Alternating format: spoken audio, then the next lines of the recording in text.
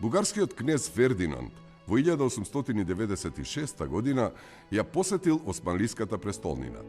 Таму се сретнал и со српскиот пратеник во Цариград Владан Ѓорѓевиќ, кој добро ја познавал состојбата во Османлиска Македонија. Во разговорот со српскиот дипломат, бугарскиот монарх забележал: во Македонија главната маса на населението ниту се бугари, ниту срби, туку словени и христијани кои зборуваат јазик подеднакво далечен или, ако сакате, подеднакво близок на српскиот и на бугарскиот јазик, но јазик кој е посебен дијалект, не и посебен јазик. Процеси кои што укажуваат дека полека забавено да се формира македонската нација, со многу, да речеме, преодбеници, други интелектуалци во Македонија. Меѓутоа, она што е позначено, што тоа го прифати и го призна и оние кои што го негира постоењето на македонците како посебен славенски елемент.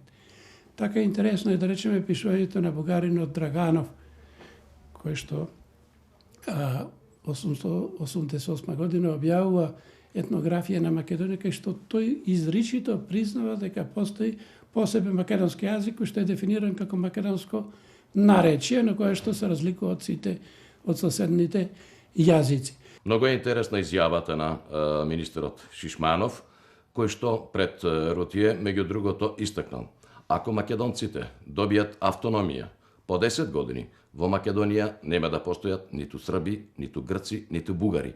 Едноставно ќе постојат македонци.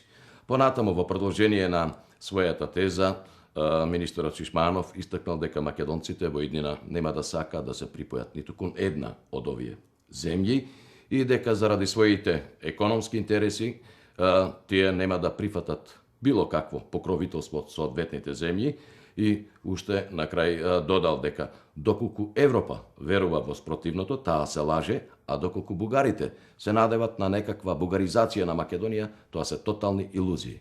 Големиот бугарски интелектуалец, фолклорист, историчар на литературата и политичар Иван Шишманов во 1903 година се сретнал со францускиот публицист, книжевник и новинар Гастон Рутие, кој ја посетил Македонија по Илинденското востание. Двајцата се задржале во еден подолг и содржаен разговор.